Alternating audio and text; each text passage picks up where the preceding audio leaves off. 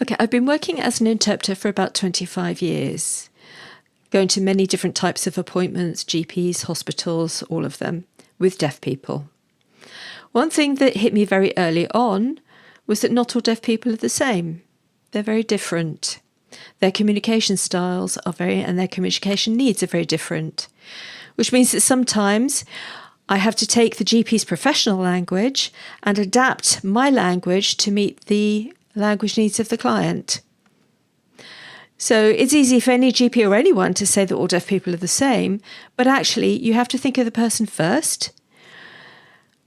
And I then need to empathise in the same way that a doctor empathises to find out why a person is frightened or what they're understanding. So, and that's why it's important to have a longer appointment, but you also need to make sure that the language matches their needs too. Some people can can use an interpreter very well. Other people need an additional person, like a deaf relay, which means that you have an additional deaf person in the appointment who can properly match the deaf person's language so that they fully understand in their own terms what is happening. And that's the best thing to meet their health needs.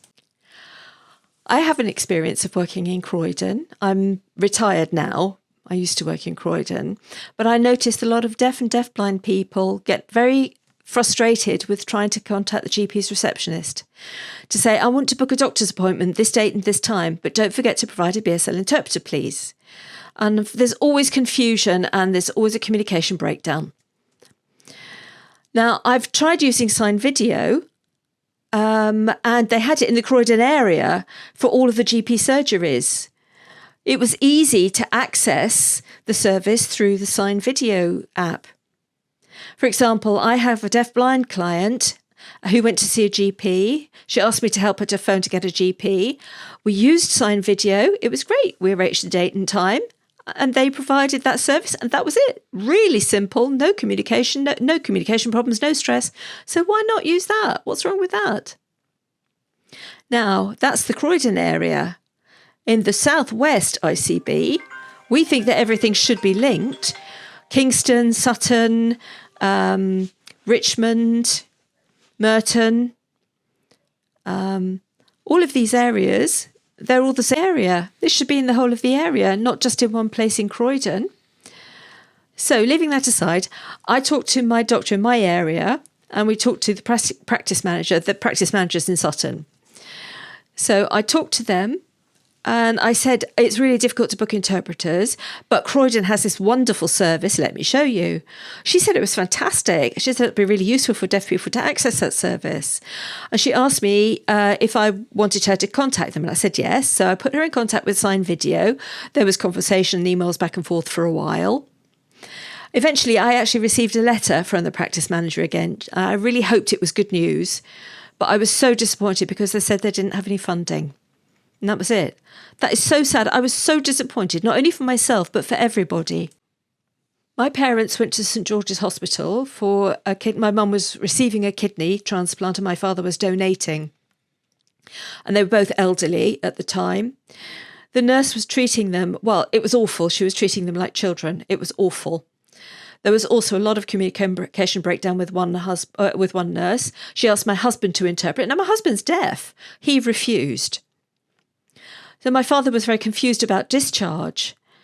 So we had a lot of communication breakdown, toing and froing, trying to explain the situation and to get rid of the confusion. And then when my mum was ready to be discharged, she'd phoned through an interpreter to make sure that they booked an interpreter for the right time. Luckily, I arrived at the hospital early and I was shocked to see a panel of medical staff and consultants consulting with my mum, who was very passive at the time. That really did it for me. I wanted to know, where was the interpreter? I told them to stop until the interpreter came for my mum. In the end, I had to kick them out of the room. I said, just wait for the interpreter to come. And it was awful. It was an awful experience. I had to make sure, I had to be a relay. My mum was really confused what was going on. I had to explain a relay between everybody. That just showed that my mum wasn't having full access to the information from an interpreter. She was being very passive. She was old. And right, I want to tell you about one client that I had who had a problem with her feet. She was suffering, so I took her to see her GP with an interpreter. And they thought it was best to refer her to a hospital. So we received a letter for the appointment. I took her to the hospital. The doctor came, had a check over with her. So I was with my interpreter and we were helping the client. The doctor said, yes, you definitely need an operation. So I asked her whether she wanted an operation.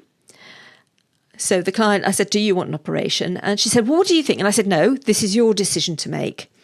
So I thought, hang on a second, I know a way to do this. So I asked for 2 bits of paper and I drew on them about having an operation on your feet or not having an operation on your feet. And I gave them to the client. I said, you have a look and decide which one you want. Okay, I'm going to go out. So I went out with the interpreter. A few seconds later, we came back in and she'd made a decision. Okay, so I called the doctor in. I said, and the doctor came and said, yes, that's great. She's decided.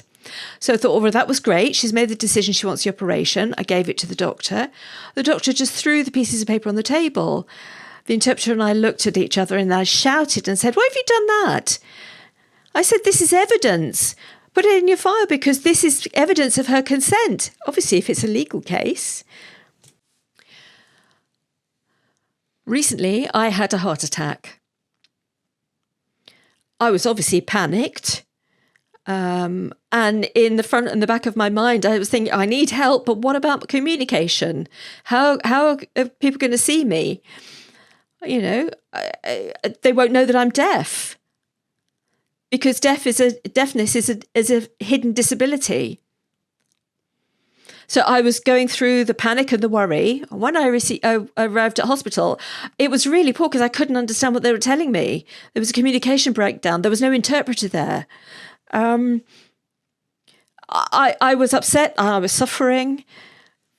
I mean, and you could see I'm an invisible person because of my disability. I mean, the NHS generally is fine. It's national. It's health. It's dealing with your health. But the S is for service. Was I served? No, that service broke down. The S fell off the NHS. We need to put it back again. That's what we need.